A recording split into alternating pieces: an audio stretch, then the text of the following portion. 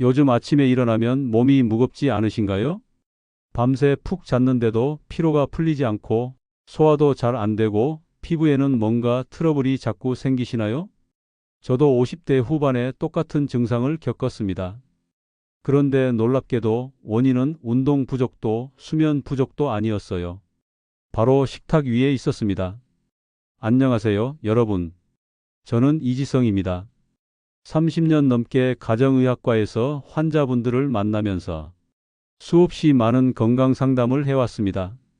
그 중에서도 가장 많이 들었던 질문이 뭐였는지 아세요? 선생님, 저는 운동도 하고 약도 먹는데 왜 몸이 안 좋아질까요? 그때마다 저는 이렇게 물어봤습니다. 어제 아침엔 뭘 드셨어요? 대부분 그냥 평소처럼 먹었어요 라고 답하셨죠. 하지만 그 평소가 문제였습니다. 저 역시 마찬가지였어요. 퇴직 후 집에서 시간이 많아지니까 아침마다 해물 구워 먹었습니다. 간편하고 맛있으니까요. 그런데 3개월쯤 지나니까 몸이 이상했어요. 피로가 누적되고 혈압도 조금씩 오르더라고요. 그제야 깨달았습니다. 내가 환자분들에게 하던 조언을 나는 지키지 않고 있구나. 오늘은 그 경험을 바탕으로 여러분의 식탁 위에서 당장 치워야 할 음식 3가지를 말씀드리겠습니다. 혹시 이 영상이 도움이 되신다면 구독 버튼과 좋아요를 눌러주시면 정말 감사하겠습니다. 여러분의 건강한 노후를 위해 계속 좋은 정보를 전하겠습니다. 자, 오늘 우리가 함께 살펴볼 내용은 이렇습니다. 첫째, 왜 60대 이후의 몸은 음식에 더 민감한지. 둘째, 피해야 할 3가지 음식과 그 이유. 셋째, 오늘부터 바로 실천할 수 있는 식습관 변화 방법입니다. 지금부터 함께 알아보시죠. 여러분, 질문 하나 드리겠습니다.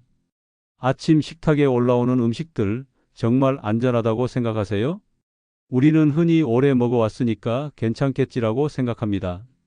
하지만 60대 이후의 몸은 30대, 40대와 다릅니다. 간과 신장의 해독 능력이 약 30에서 40% 정도 떨어지고 혈관의 탄력도 절반 이하로 줄어듭니다. 젊었을 땐 버텨냈던 음식들이 이제는 독처럼 쌓이기 시작하는 거예요. 저는 환자분들을 진료하면서 이런 패턴을 많이 봤습니다. 특별히 큰 병은 없는데 늘 피곤하고 약을 먹어도 효과가 더딘 분들. 식단을 바꾸니까 2주 만에 얼굴색이 달라지는 경우가 많았어요. 오늘 제가 말씀드릴 3가지 음식은 바로 그런 분들의 식탁에 공통적으로 있던 것들입니다. 먼저 우리 몸이 음식을 어떻게 처리하는지 간단히 설명해 드릴게요. 음식이 입으로 들어가면 이와 장에서 소화되고 영양소는 혈관을 타고 온몸으로 퍼집니다. 하지만 해로운 물질도 함께 들어가죠. 이때 등장하는 게 간입니다. 간은 우리 몸의 정수기라고 보시면 돼요. 혈액 속 독소를 걸러내고 깨끗한 혈액을 다시 내보내는 역할을 합니다. 그런데 60대 이후엔 이 정수기 필터가 낡아요. 한 번에 처리할 수 있는 양이 줄어들고 독소가 조금씩 쌓이기 시작합니다. 신장도 마찬가지입니다. 신장은 노폐물을 소변으로 내보내는 기관인데 나이가 들면 신장 세포 자체가 줄어들어요. 2023년 서울대 연구팀에 따르면 70대의 신장 기능은 30대의 약 60% 수준이라고 합니다. 그러니 젊었을 땐 괜찮았던 음식도 지금은 몸에 부담이 되는 겁니다. 그렇다면 어떤 음식이 간과 신장을 가장 힘들게 할까요? 바로 첨가물이 많은 음식입니다. 질산염, 인산염, 트랜스지방, 액상과당. 이런 이름들 한 번쯤 들어보셨죠?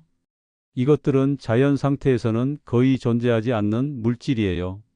가공 과정에서 인위적으로 넣는 겁니다. 문제는 우리 몸이 이런 물질을 이물질로 인식한다는 거예요. 간은 이걸 분해하려고 과부하가 걸리고 신장은 배출하려고 에너지를 소모합니다. 하루 이틀은 괜찮아요. 하지만 매일 먹으면 어떻게 될까요? 마치 녹슨 수도관처럼 혈관 벽에 찌꺼기가 쌓이고 간세포는 지쳐서 지방간으로 변합니다. 신장은 점점 약해져서 노폐물을 제대로 걸러내지 못하게 되죠. 이게 바로 별로 아픈 데도 없는데 왜 이렇게 피곤할까의 정체입니다. 자, 이제 구체적으로 어떤 음식이 문제인지 하나씩 살펴보겠습니다. 첫 번째로 당장 줄여야 할 음식은 가공육입니다. 특히 소시지, 햄, 베이컨이 대표적이죠. 편의점에 가면 정말 많이 보이잖아요.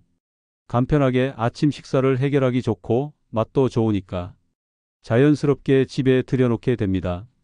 하지만 이 음식들 대부분은 질산염과 인산염이 들어 있어요. 질산염은 고기의 색을 선명하게 유지하고 세균 번식을 막아주는 역할을 합니다. 하지만 몸속에 들어가면 문제가 생겨요. 질산염은 위산과 만나면 니트로소아민이라는 물질로 변합니다. 이 물질은 세계보건기구에서 지정한 2급 발암물질이에요. 인산염은 더 교묘합니다. 당장 해롭지는 않지만 혈관벽을 서서히 딱딱하게 만들어요. 마치 고무줄이 오래되면 탄력을 잃듯이 혈관도 유연성을 잃고 석회화되기 시작합니다. 게다가 인산염은 칼슘 흡수를 방해해요. 그래서 뼈 건강에도 악영향을 미칩니다. 매일 아침 햄을 굽는 습관이 있다면 그게 바로 피로가 안 풀리는 이유일 수 있습니다. 저도 퇴직 후 3개월간 거의 매일 아침 햄을 먹었습니다. 간편하니까요. 그런데 어느 날 혈액 검사를 했더니 간 수치가 평소보다 높게 나왔어요. 특별히 술을 마신 것도 아닌데 말이죠. 식단 기록을 되짚어보니 딱 하나 달라진 게 있었어요. 바로 매일 아침 먹던 햄이었습니다. 그 뒤로 햄을 끊고 달걀이나 두부로 바꿨더니 2주 만에 피로감이 확 줄어들더라고요. 몸이 가벼워지는 걸 느꼈습니다. 그럼 어떻게 해야 할까요? 간단합니다. 3단계만 기억하세요. 1단계 냉장고를 점검하세요. 지금 당장 냉장고를 열어보세요. 소시지, 햄, 베이컨이 있다면 오늘부터 구매를 중단하세요. 2단계 대체 단백질을 준비하세요. 아침 단백질은 달걀, 두부, 생선으로 대체할 수 있습니다. 달걀 1개면 충분해요. 삶거나 프라이하면 5분이면 됩니다. 3단계 외식 시 선택을 바꾸세요. 식당에서 베이컨이 들어간 메뉴보다는 닭가슴살이나 생선구이를 선택하세요. 다만 완벽하게 끊으려고 하지 마세요. 한 달에 한두 번 정도는 괜찮습니다.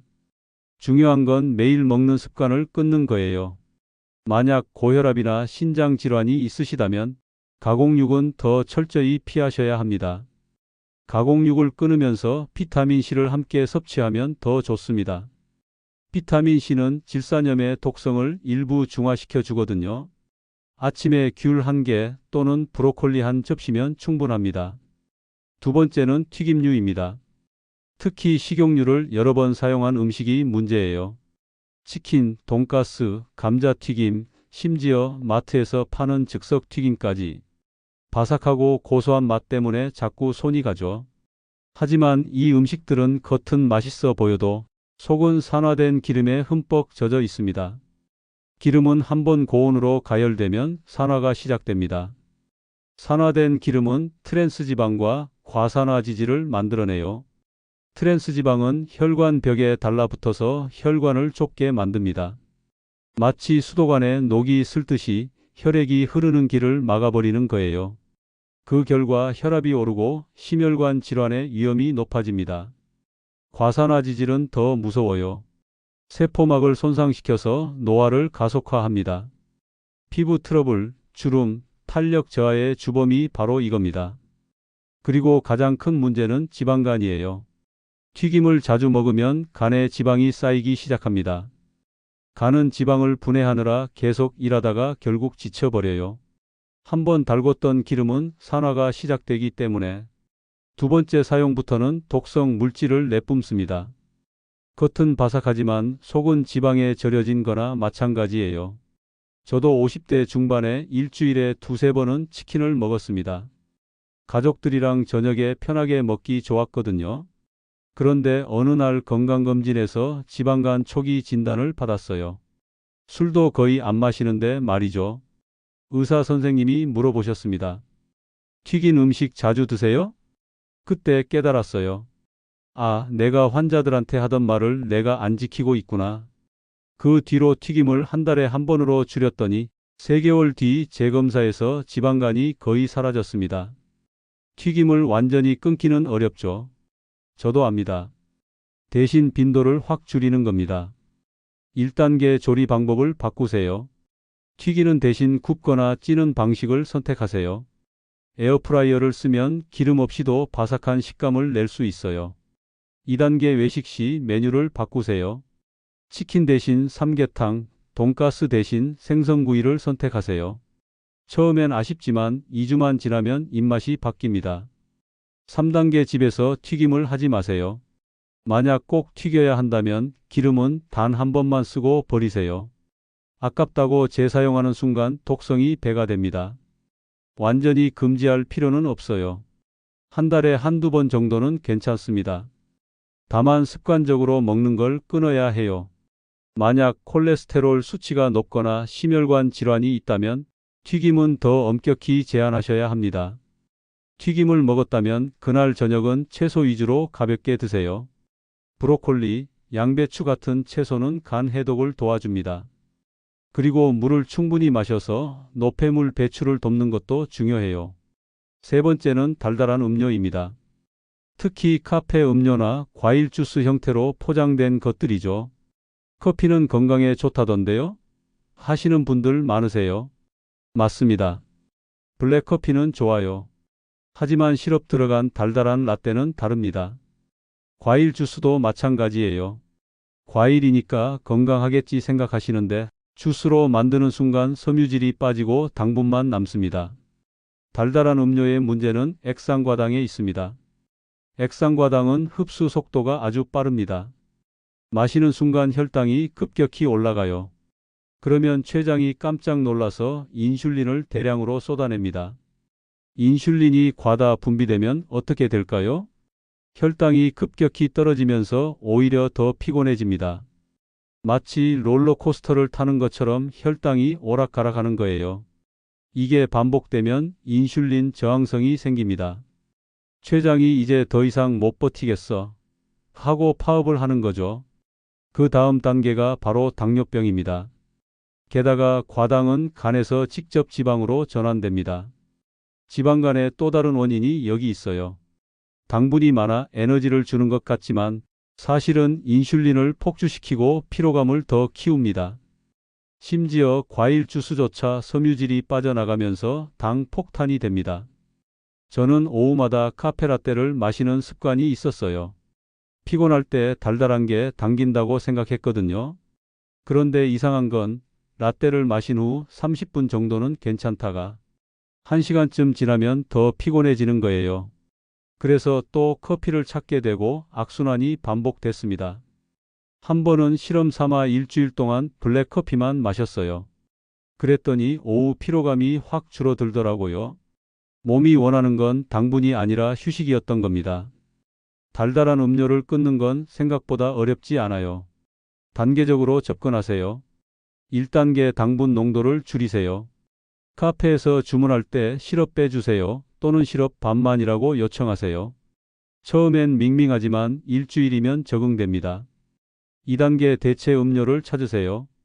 물이 심심하다면 레몬 한 조각이나 오이를 넣어보세요.